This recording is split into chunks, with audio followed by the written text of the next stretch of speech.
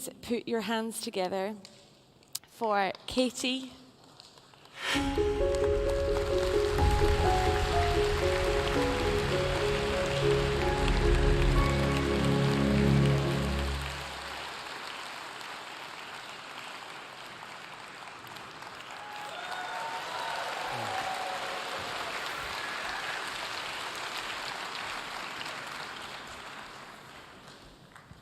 Good evening, everyone.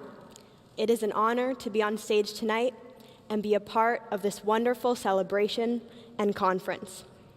I am Katie Mott Münger, and this is my cousin, Sam Mott. We are great-great-grandchildren of John R. Mott, a leader of the YMCA and World Student Christian Federation in the late 1800s and early 1900s. John R. Mott spent the bulk of his adult life expanding the Y all over the globe, promoting a religious brotherhood across national boundaries. We would like to open by sharing a passage from a speech he delivered in 1928, less than a decade after the end of World War I, in a time when nations were showing signs that another major conflict was imminent. Throughout the world, there is a sense of insecurity and instability. Ancient religions are undergoing modification, and in some regions, dissolution, as scientific and commercial development alter the current of men's thought. Institutions regarded with age-long veneration are discarded or called in question. Well-established standards of moral conduct are brought under criticism, and countries called Christian feel the stress as truly as the peoples of Asia and Africa. On all sides, doubt is expressed, whether there is any absolute truth or goodness. A new relativism struggles to enthrone itself in human thought.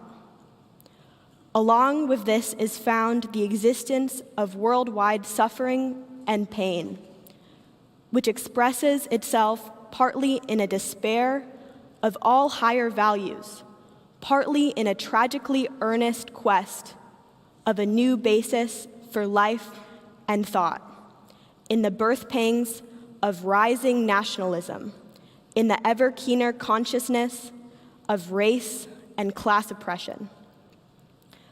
Amid widespread indifference and immersion in material concerns, we also find everywhere, now in noble forms and now in license or extravagance, great yearning, especially among the youth of the world, for the full or untrammeled expression of personality, for spiritual leadership and authority, for reality in the region, for social justice, for human brotherhood, for international peace.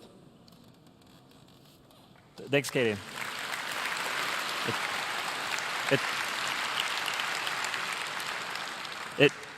It's striking to us how relevant both his concerns and optimism are for today's global climate. On one hand, institutions being called into question, standards of moral conduct brought under criticism. But at the same time, youth seeking social justice, brotherhood, peace. John R. Mott's life work was promoting those ideals, especially among youth worldwide. He traveled the globe seeking to strengthen communities and spread the word of Jesus Christ. But it's important to note that he did this with a profound respect for the differences among us.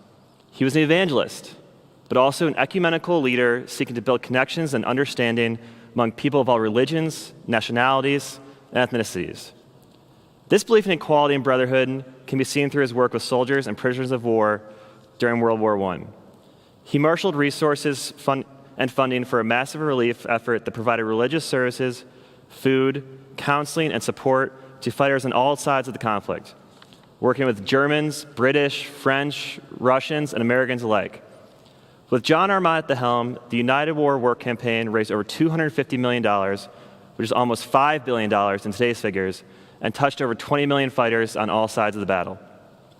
The scale and statistics around this effort are prodigious. but I think the effectiveness of the program comes down to individual human understanding.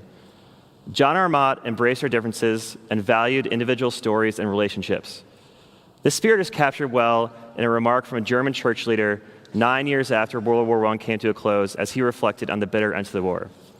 This leader wrote, "Mott overlooked divisions and boundaries. When the days after World War I he talked to us Germans about Poles or the Czechs or whomever, he had a magnificent way of making it clear that they were all on the same level, that there was no room for prejudice, that these new nations were fighting for their lives, and this man said, 'This man knows us and is friendly and helps us.'" So everyone, as you seek to achieve the lofty goals that this conference and the Y stand for, let's not forget the power of individual connections and understanding. At this point, we would like to welcome to the stage Patricia Pelton, President of the World Alliance of YMCAs.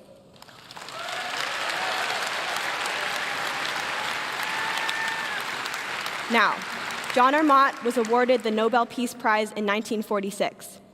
This was largely for his work in World War I, but more broadly for a lifetime of advocating interfaith understanding and reconciliation. It is with our honor now to present a replica of the Nobel Peace Prize medal to Patricia.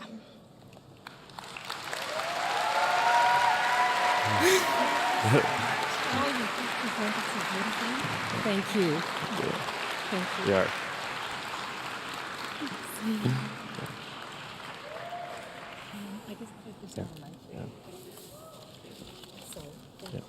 Thank you all so much for coming and for being with us, sharing the story of the legacy that we represent. Thank you all so much. Can we just get a couple of photos? Yeah. Can we give them another round of applause, Sure. please? In the center, in the